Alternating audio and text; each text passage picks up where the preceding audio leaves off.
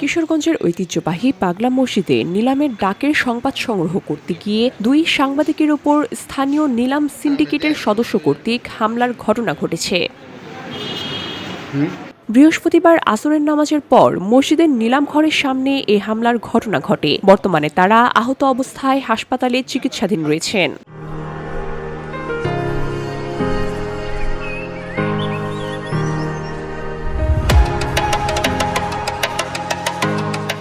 আহতরা হলেন চ্যানেল 24-এর কিশোরগঞ্জ জেলা প্রতিনিধি খায়রুল আলম ফয়সাল এবং গ্লোবাল টেলিভিশনের জেলা প্রতিনিধি ফয়জুল ইসলাম ভুইয়া পিঙ্কু। তারা দুইজন কিশোরগঞ্জ সাংবাদিক ফোরামের সহ সাধারণ সম্পাদক পদে দায়িত্ব পালন করেছেন। জানা গেছে, প্রতিদিন আসরের নামাজের পর পাগলা মসজিদের দান বাক্সের বিভিন্ন সামগ্রী নিলামে তোলা হয়। এই নিলামকে কেন্দ্র করে স্থানীয় একটি সিন্ডিকেট দীর্ঘদিন ধরে কম দামে এসব দানের সামগ্রী ক্রয় করে আসছিল। ওই সিন্ডিকেটের কার্যক্রম নিয়ে সংবাদ সংগ্রহ করতে ঘটনাস্থলে যান দুই সাংবাদিক সহ 4 জন সংবাদকর্মী।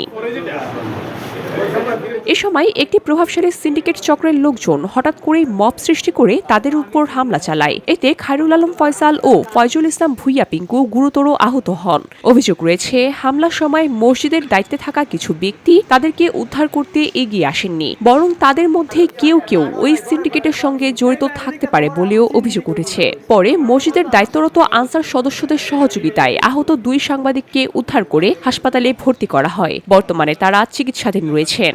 পাগলা মসজিদের যে দান মানে সিন্ডিকেট যেটা আর কি, এই যে মুরগি এবং ছাগল যেগুলি গেছে এই ব্যাপারে আমরা নিউজ করতে গেছি। যাওয়ার পরে মানে এক কথা দুই কথা তারা কম মূল্যে নিতে চায় জিনিসগুলি। এই কথা জিজ্ঞাসা করতেই আপনারা কি আমরা সাংবাদিক হয়েছেন থেকে কী হয়েছে এইসব বইলা 15-20 জন অতর্কিত আমরা 2-3 জন যারা আছে সবার উপর হামলা করছে। যেভাবে পারে এইভাবে মানে এরা সিন্ডিকেটটা চালায় যাইব এটাই ফাইনাল। আমি একটা দাম বলেছিলাম, আমি দাম কেন বললাম, এরপরে ওরা পুরো সিন্ডিকেট প্রায় 10-15 জনের একটা গ্রুপ হবে, সেই গ্রুপ মব সৃষ্টি করে আমাদের সাংবাদিকের উপরে আক্রমণ করেছে। এ ঘটনায় তীব্র নিন্দা ও প্রতিবাদ জানিয়েছে কিশোরগঞ্জ সাংবাদিক ফোরাম। সংগঠনটির সভাপতি নূর মোহাম্মদ বলেন, পেশাগত দায়িত্ব পালন করতে গিয়ে সাংবাদিকদের উপরে হামলা অত্যন্ত নিন্দনীয় ও উদ্বেগজনক। অবিলম্বে জড়িত সন্ত্রাসীদের শনাক্ত করে আইনের আওতায় আনার দাবি জানান তিনি আরও বলেন, ভবিষ্যতে যাতে এ ধরনের ঘটনা না ঘটে সেজন্য প্রশাসককে কঠোর ব্যবস্থা নিতে হবে এবং সংবাদকর্মীদের নিরাপত্তা নিশ্চিত করতে হবে। এরপর এই ঘটনায় 2 জনকে আটক করে পুলিশ। ইফতারের ঠিক 10 মিনিট আগে সংবাদ পাই যে পাগলা মসজিদের সান্ধ্যকালীন নিলামকে কেন্দ্র করে সাংবাদিকদের সাথে কিছু স্থানীয় দালালদের অপ্রীতিকর ঘটনার সম্মুখে মারপিট হয়।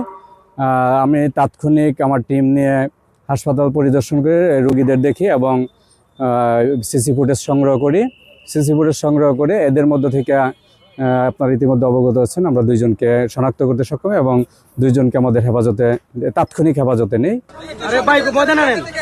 VOD Bangla news desk.